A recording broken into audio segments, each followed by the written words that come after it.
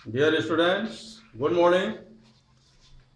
तो हम लोग पढ़ रहे हैं 4.3 मैथमेटिक्स क्लास 10 एनसीईआरटी।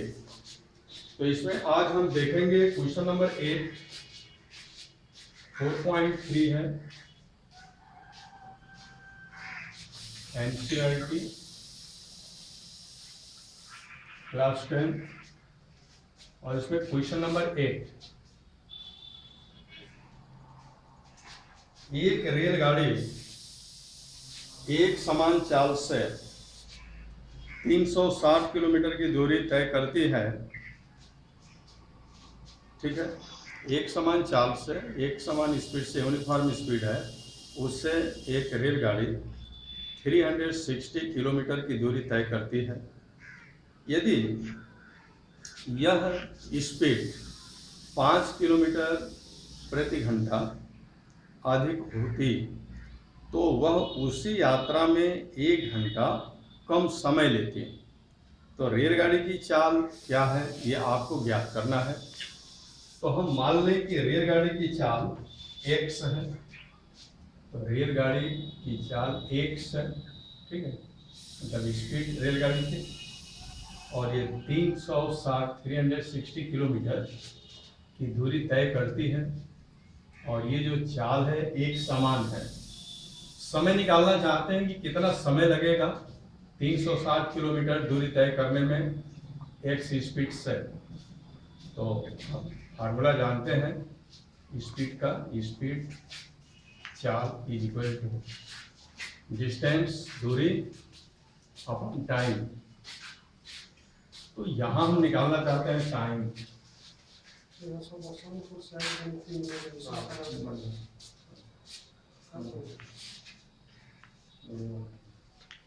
किस क्लास में? Speed is equal to distance upon time. तो हम टाइम निकालना चाहते हैं यहाँ पर, तो क्या होगा, टाइम को यहाँ पर ला दीजिए, तो ये हो जाएगा डिस्टेंस अपॉन स्पीड। ओके, तो डिस्टेंस कितना है, 360 किलोमीटर है, और स्पीड क्या है, स्पीड तो हमने x मान लिया है। तो ये टाइम लग रहा है 360 अपॉन x। ओके, अब इसमें इसने कहा, जल्द से जल्द एडमिट हो जाइए, यदि यह चाल 5 किलोमीटर पर आवर अधिक होती, अगर ये स्पीड जो x है ये x प्लस 5 होती ना, x प्लस 5 होती, तो वह उसी यात्रा में 1 घंटा कम समय लेती। तो जो इतना समय लग रहा है यह समय 1 घंटा कम हो जाता, भाई स्पीड बढ़ेगा तो यात्रा करने का जो समय है वो तो कम हो जाएगा ना, तो इससे 1 घंटा कम हो जाएगा। यह है क्वेश्चन। तो आइए हम देखते हैं। हाँ, यहाँ पर देखिए डिस्टेंस अगर निकालना चाहें, दूरी, तो क्या होता है, स्पीड इंटू टाइम।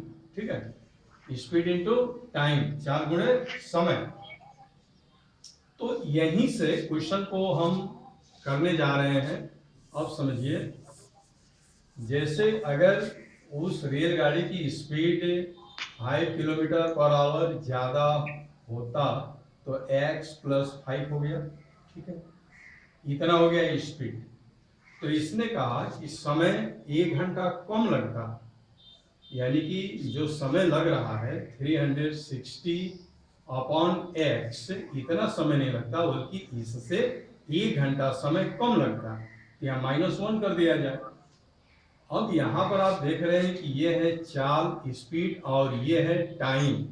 ठीक है, तो स्पीड और टाइम का जब आप गुणा करते हैं, स्पीड और टाइम का गुणा करेंगे तो क्या प्राप्त होता है, डिस्टेंस, यानी कि दूरी प्राप्त हो जाता है।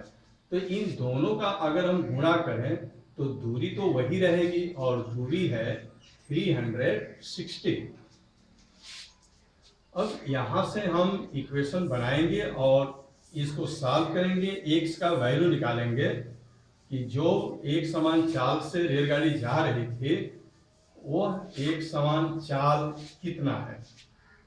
तो आइए इसको हम सॉल्व करें। ठीक है, यहां से इसको सॉल्व किया जाएगा।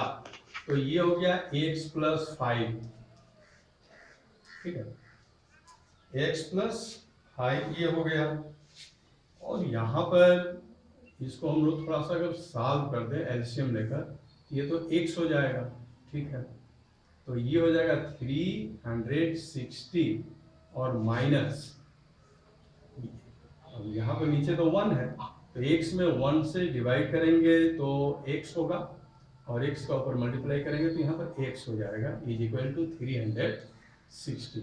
इसी को लेकर हम आगे बढ़ रहे हैं, तो x प्लस 5 और यहाँ, ठीक है, इस तरह से कर सकते हैं, या इसका हम चाहें तो गुणा अगर कर दें, तो इसमें और इसका हमें गुणा भी करना पड़ेगा। तो गुणा करते हुए अगर हम काम करते हैं यहाँ पर, तो डायरेक्ट वहीं पर हम गुणा कर दिए होते हैं। ओके,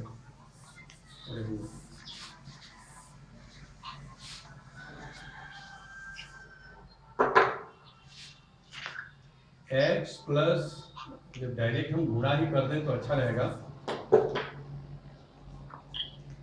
x और इसका गुणा करेंगे, ठीक है, x का और इसका गुणा हम करेंगे तो क्या होगा, x से x कैंसिल हो जाएगा और बचेगा 360। ओके, फिर x से इसमें हम गुणा करते हैं तो ये होगा माइनस x, फिर 5 से इसमें हम गुणा करेंगे तो प्लस तो होगा, 5 0 0 हो जाएगा, ये हो जाएगा 1800 अपॉन x। फिर यहाँ पर 5 से अगर हम गुणा करते हैं तो -5 होगा, इज इक्वल टू 360। फिर हम इसको लेकर आगे बढ़ते हैं। यहाँ पर देखिए, अगर हम 360 को बाएं तरफ कर दें तो ये है 360, okay, minus x plus 1800 upon x minus 5, 360 को बाएं तरफ कर रहे हैं, 360 इज इक्वल टू 0। तो यहाँ 360 है, यहाँ 360 है, ये कैंसिल हो गया, ठीक है। अगर हम इसमें x से गुणा कर दें तो x से अगर हम गुणा करते हैं ये x कैंसिल हो जाएगा, ठीक है, तो ये हो जाएगा, और -1 से गुणा करेंगे तो यहाँ पर x स्क्वायर होगा। तो हम पूरे समीकरण में -1 से गुणा कर रहे हैं, तो ये हो जाएगा x स्क्वायर, ये माइनस हो जाएगा और x कैंसिल हो जाएगा, ये हो जाएगा 1800, और फिर -x से हम गुणा कर रहे हैं तो ये हो जाएगा +5x इज इक्वल टू 0। इसको अगर हम सजा दें तो ये होगा x square plus 5x minus 1800 is equal to 0, ये प्राप्त हुआ। ओके, अब इसमें आप चाहें कि हम खंड निकालें, गुणनखंड करके अगर इसको हम सॉल्व करते हैं तो एक खंड आपको 45x मिलेगा और एक मिलेगा 40x। तो इसको पॉजिटिव ले लीजिए, इसको निगेटिव ले लेंगे, क्योंकि बीच का जो पद है वो तो पॉजिटिव है। तो 45x में से 40x घटाते हैं तो ये धन 5x होगा, और यदि आप दोनों का गुणा कर देते हैं, ठीक है, तो ये 1800 हो जाता है माइनस चिन्ह के साथ।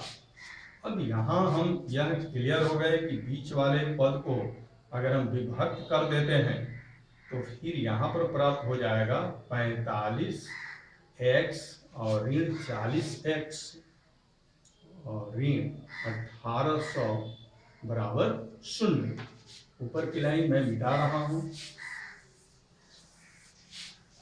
और यहां से अगर हम कॉमन लें पहले दो पद में तो क्या प्राप्त होगा, तो पहले दो पद में अगर हम कॉमन लेते हैं तो यहाँ पर x प्राप्त हो जाता है, तो ये हो गया x, यहाँ से देखिए तो x होगा और प्लस 45 हो जाएगा ये।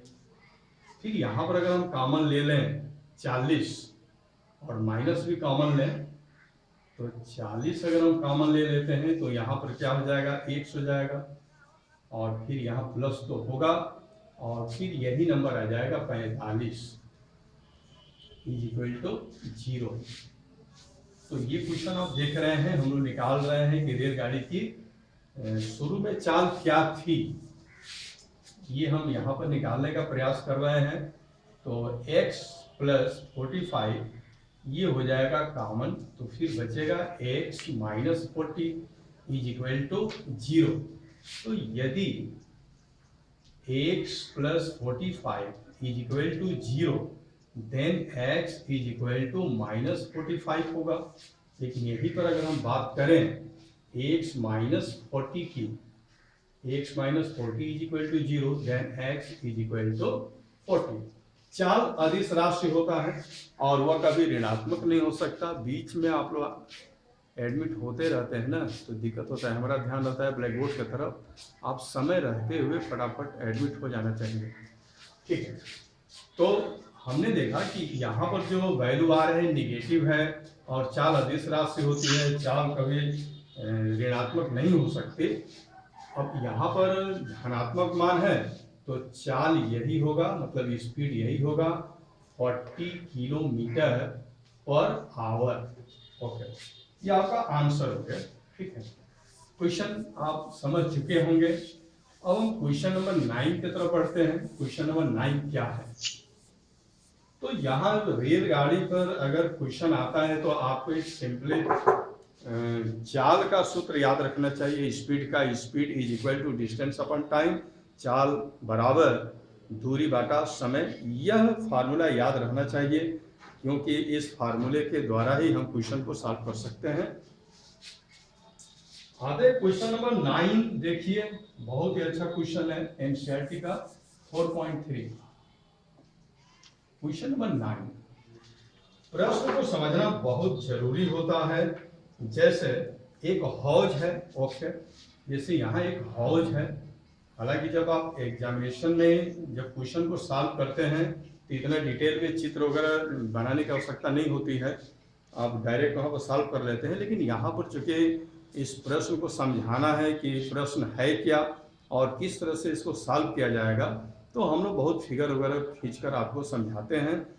तो आप देखिए, ये एक हौज है, मतलब एक टैंक है। ये हौज टैंक है और इस टैंक को भरने के लिए 2 टैप लगे हुए हैं यहाँ पर, ठीक है। एक टैप ये लगा हुआ है और एक टैप थोड़ा चौड़ा है। आप देख रहे हैं एक पतला है और एक चौड़ा है। तो स्वाभाविक है कि इससे जो पानी आएगी ना वो थोड़ा कम आएगी और इससे जो पानी आएगी वो ज्यादा आएगी। अब कह क्या रहा है कि 2 पानी के नल एक साथ इन दोनों को खोल दिया जाए, एक साथ एक हौज को 3/8 घंटे में भर सकते हैं।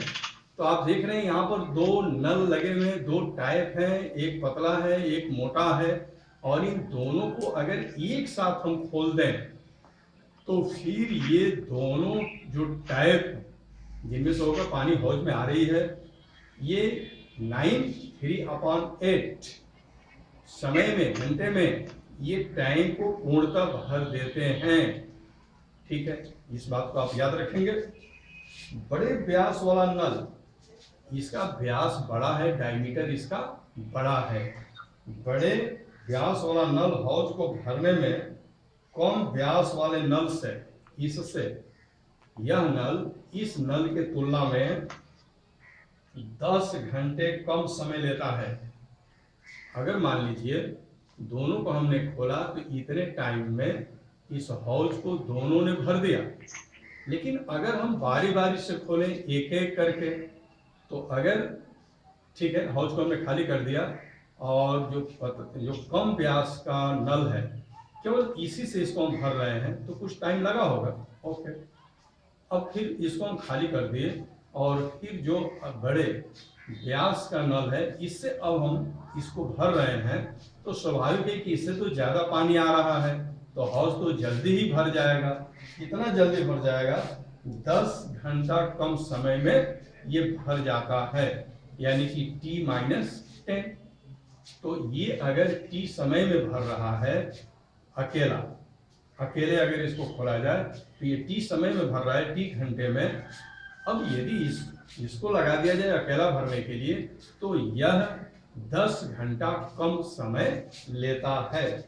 ठीक है, यह प्रश्न। तो प्रत्येक द्वारा अलग से हौज को भरने के समय ज्ञात कीजिए। तो हमें ये ज्ञात करना है कि अगर कम व्यास वाले नल को खोलते हैं तो ये कितने घंटे में भरेगा, और यदि अधिक व्यास वाले नल को खोलते हैं तो ये कितने घंटे में भरेगा, ये हमको निकालना है।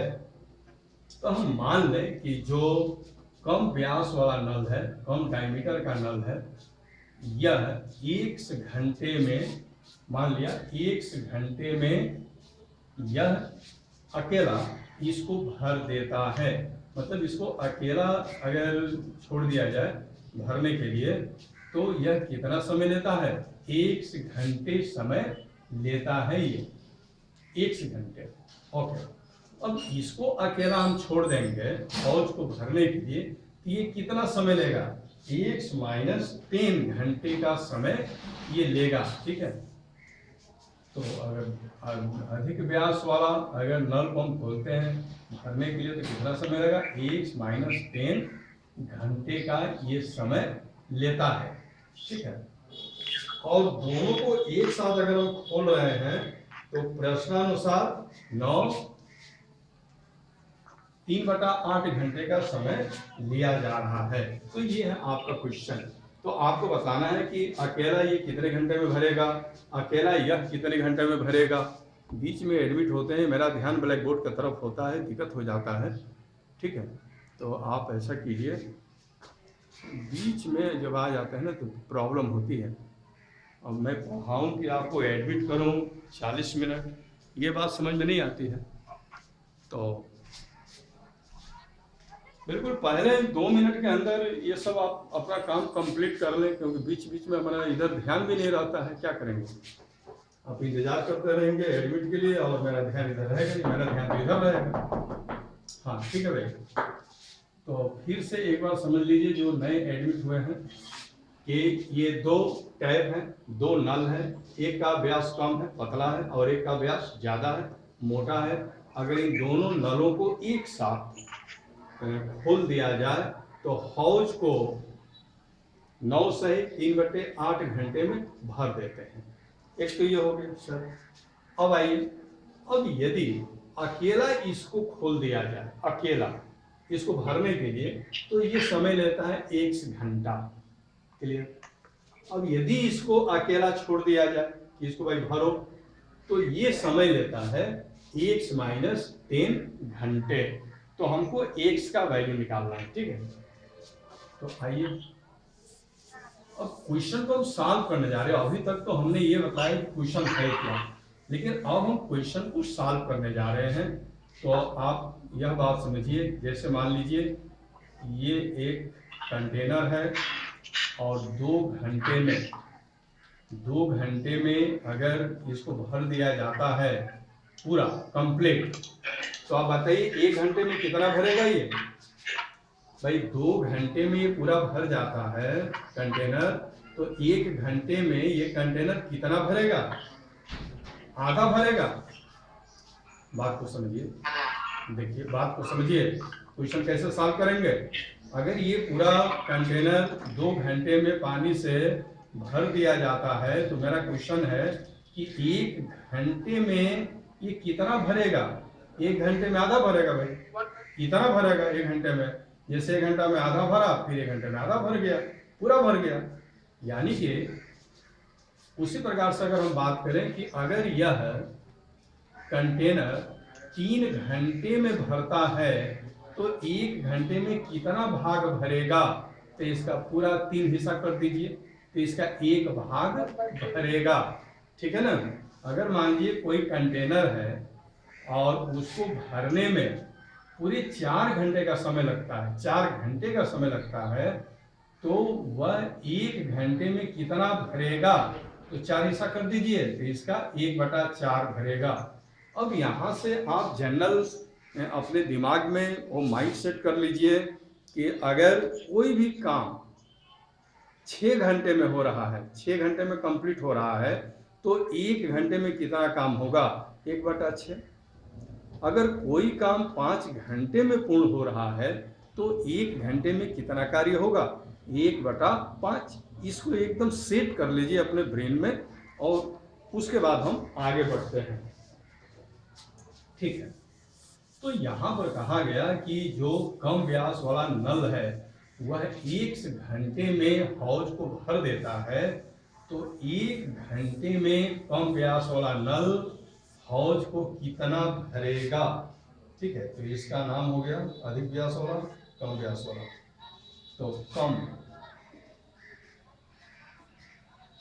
कम व्यास के नल द्वारा 1 घंटे में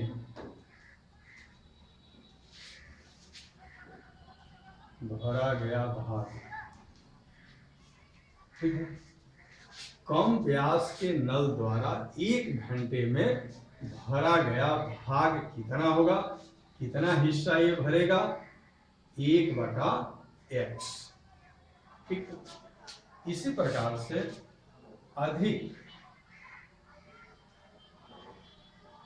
अधिक व्यास के नल द्वारा 1 घंटे में भरा गया भाग, मतलब अधिक व्यास का जो नल है वह हौज का कितना भाग भरेगा 1 घंटे में? तो पूरा भर रहा है x - 10 घंटे में, तो हौज 1 घंटे में भरेगा 1/x - 10। ठीक है, तो ये एक एक करके हम इसको देख रहे हैं, लेकिन दोनों को अगर एक साथ छोड़ दिया जाए, दोनों को एक साथ खोल दिया जाए, तो फिर ये दोनों मिलकर भर रहे हैं 9 से 3/8 घंटे में। तो इसको भी हम सॉल्व कर दें तो 72 हो जाएगा और 3 75/8 घंटा होगा। तो यहाँ थोड़ा जी यहाँ पर बात को समझ लीजिए कि अगर ये दोनों नल को हम एक साथ खोलते हैं तो दोनों नल मिलकर उस हौज को 75/8 घंटे में भर देते हैं। तो दोनों नल 1 घंटे में हौज का कितना हिस्सा भरेंगे? तो यहां पर हम लिखेंगे दोनों नल द्वारा 1 घंटे में भरा गया भाग। तो अब बात समझिए, दोनों नल को एक साथ हमने स्टार्ट कर दिया, तो दोनों नल द्वारा 1 घंटे में भरा गया भाग क्या होगा? तो दोनों नल मिलकर 75/8 घंटे में हौज को भर देते हैं। तो 1 घंटा में हौज का कितना हिस्सा भरेगा? तो बिल्कुल इसको उल्टा कर दीजिए, 8 ऊपर कर दीजिए और 75 नीचे कर दीजिए, मतलब इतना भाग, हौज का इतना भाग 1 घंटे में दोनों मिलकर भरेंगे। तो ये हो जाएगा 8/75। ठीक है, तो ये एक नल के द्वारा है, ये भी एक नल के द्वारा है, ये दोनों नल के द्वारा है। तो अगर इन दोनों को हम जोड़ दें, 1/x धन 1/x ऋण 10 को अगर हम जोड़ेंगे, मतलब एक साथ अगर हम निकालेंगे, तो फिर वो कितना होना चाहिए? वो होना चाहिए 8/75।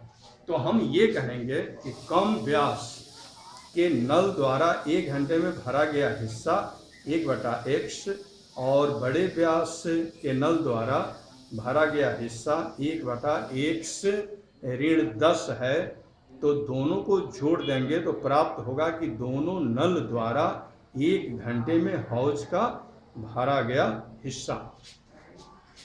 तो आइए यहाँ से हम समीकरण बनाएं, और समीकरण बिल्कुल अब यहाँ से बनेगा, इसको समझिए। तो यह हो गया 1/x धन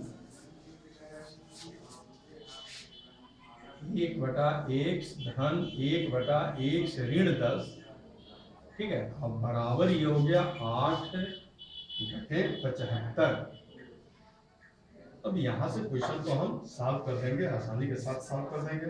अब कोई प्रॉब्लम नहीं है, बस केवल इक्वेशन बनाने की आवश्यकता होती है। अब इसी को लेकर हम आगे बढ़ेंगे। तो यहाँ हो जाएगा एलसीएम,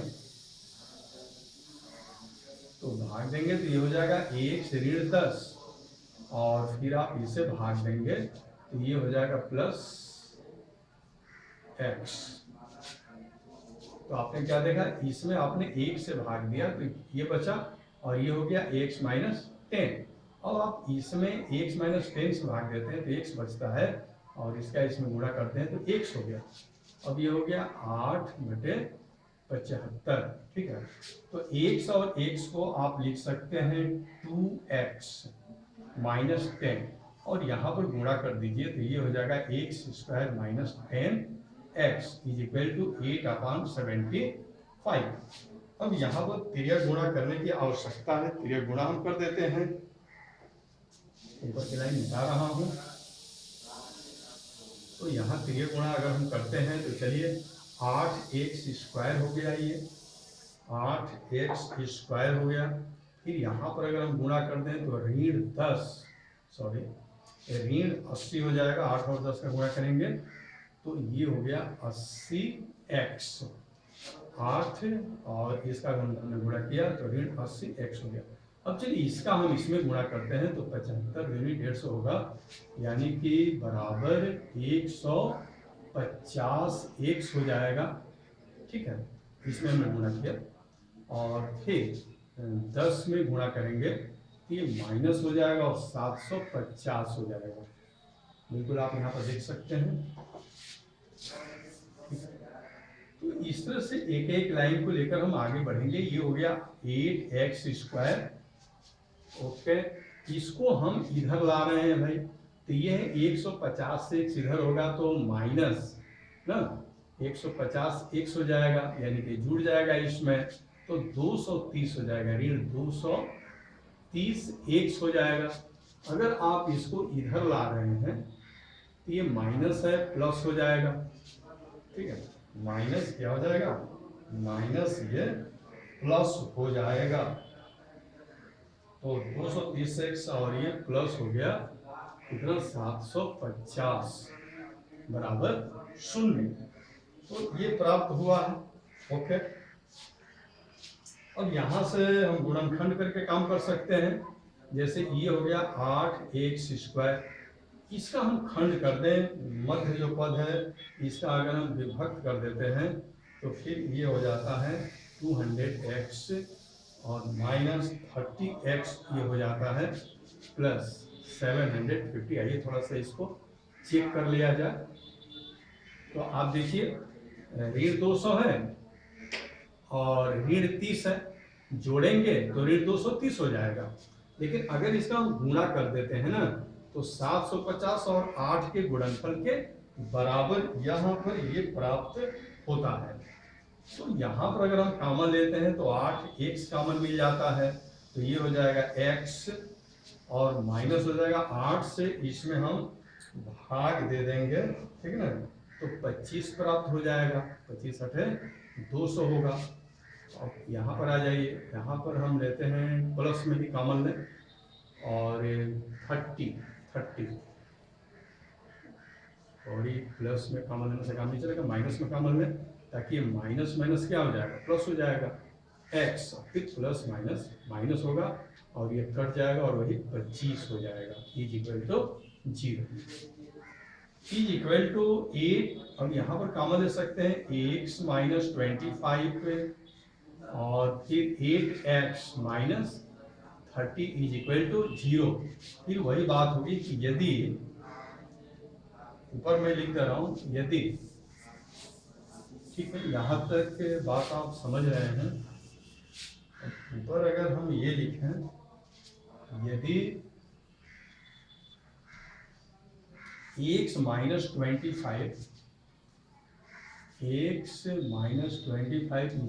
0 then x = 25।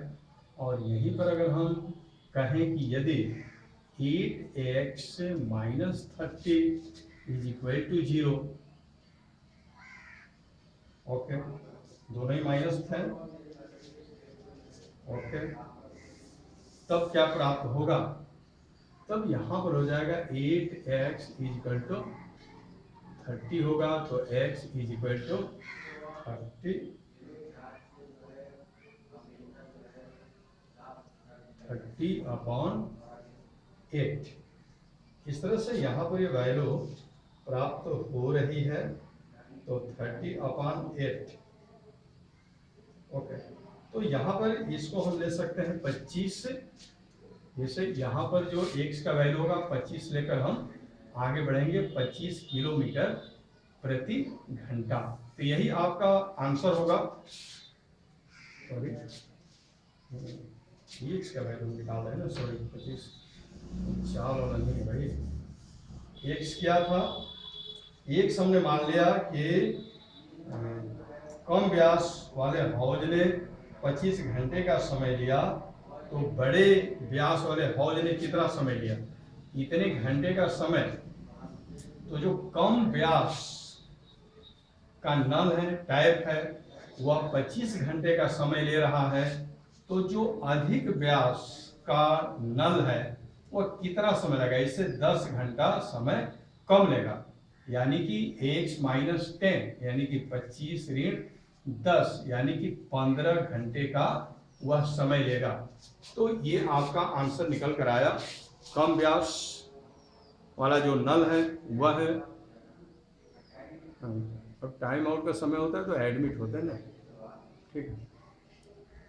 कम व्यास का नल 25 घंटे का समय लगा, अगर अकेला उसे छोड़ दिया जाएगा हौज को भरने के लिए तो। लेकिन वहीं पर जो बड़े व्यास का हौज है वो 10 घंटे का समय कम लेता है, 10 घंटा कम समय लेता है, यानी कि अगर ये 25 घंटा लेता है समय तो वह लेगा 15 घंटा। ओके, ये क्वेश्चन सॉल्व हो चुका है और आगे हम बढ़ रहे हैं।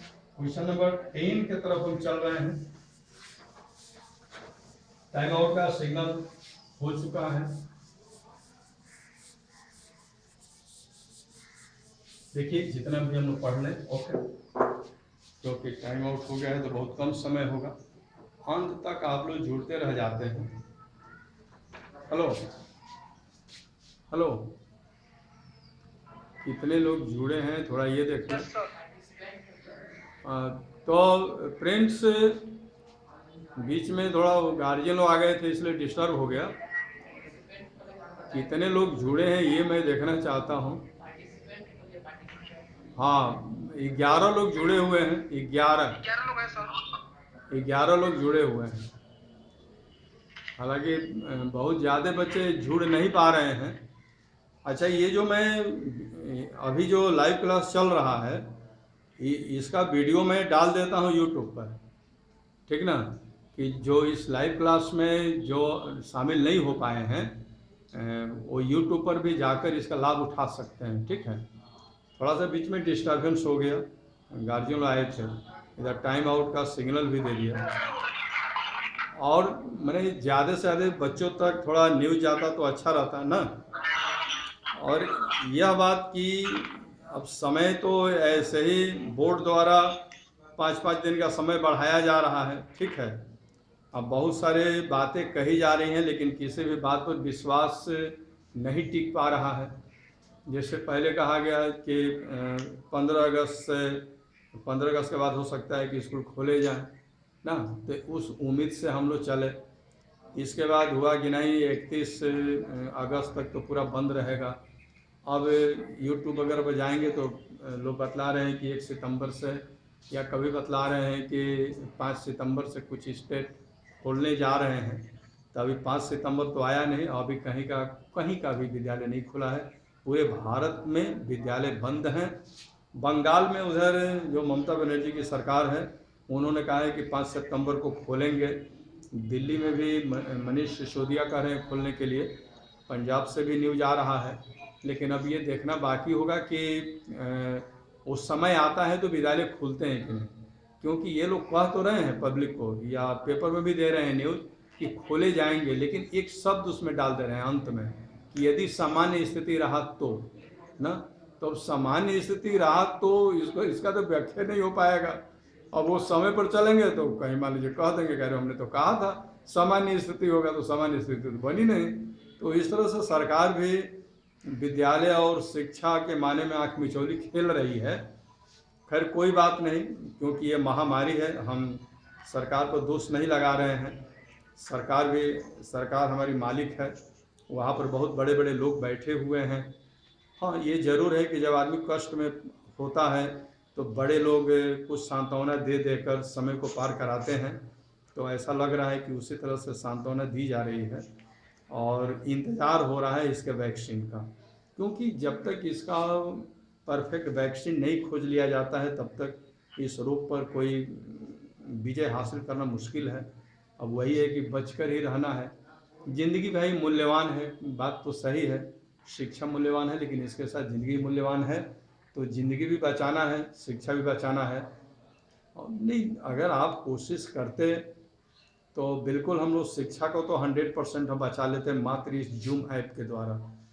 लेकिन अब हम करें क्या, आपके तरफ से कोशिश नहीं हो रही है। बहुत सारे स्टूडेंट्स ये कहते हैं कि हमारे पास तो एंड्रॉयड मोबाइल ही नहीं है, जबकि मैं समझता हूँ कि अगर सस्ता से सस्ता भी अगर मोबाइल की बात करें तो 7-8 हज़ार रुपये तो लग ही जाएंगे।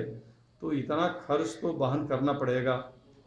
अब गार्जियन चूँकि देहात के हैं और मोबाइल वगैरह पर उतना ज़्यादा मतलब वो समझते हैं कि लड़का मोबाइल लेगा तो पढ़ाई कम करेगा और मनोरंजन ज़्यादा करने लगेगा। मतलब ये भी गार्जियन को एक डर सता रहा है, जिसके वजह से गार्जियन आपको मोबाइल फ़ोन उपलब्ध नहीं करा पा रहे हैं। लेकिन अगर आप अपने आचरण से, अपने व्यवहार से, अपने स्वभाव से अगर ये साबित करें गार्जियन के सामने कि नहीं, आप एक सिंसियर स्टूडेंट हैं, आप अपना भला बुरा बिल्कुल आप सोचते हैं, घर परिवार के बारे में सोचते हैं, मतलब गार्जियन का आपके ऊपर अगर पूर्ण विश्वास हो तो मैं नहीं समझता हूँ कि आज के समय में गार्जियन 8-10 हज़ार रुपये का मोबाइल फ़ोन नहीं दे पाएगा। इतनी महंगाई में गार्जियन आपको पढ़ा रहा है, हर मंथ का फीस दे रहा है गार्जियन, तो क्या 8-10 हज़ार रुपये का मोबाइल नहीं दे सकता है? बिल्कुल दे सकता है। गार्जियन के मन में तो ये रहता है कि अपने शरीर को भी बेचकर मैं अपने बच्चे को, अपने औलाद को मैं पढ़ा दूं, आगे बढ़ा दूं। लेकिन औलाद को भी यह सोचना पड़ेगा कि गार्जियन को पूर्ण विश्वास मिले, आप पर गार्जियन का पूरा भरोसा हो कि मेरी औलाद कभी गलत नहीं हो सकती, ठीक ना। तो इस तरह का विश्वास भी आपको प्राप्त करना होगा। तो वैक्सीन के खोज के साथ साथ अपने गार्जियन पर आप एक विश्वास स्थापित कीजिए और जूम ऐप से पढ़ाई चलती रहेगी। धन्यवाद।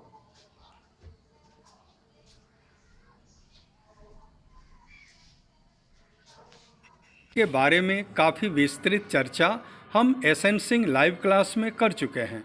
यदि आप भी लाइव क्लास ज्वाइन करना चाहते हैं तो मेरे व्हाट्सएप नंबर 96 16 72 78 46 पर अपना नाम व क्लास सेंड करें। एसेंसिंग लाइव क्लास जूम ऐप पर चल रहा है। मेरा ID 5563633017 तथा पासवर्ड QWERTY @123 है। धन्यवाद।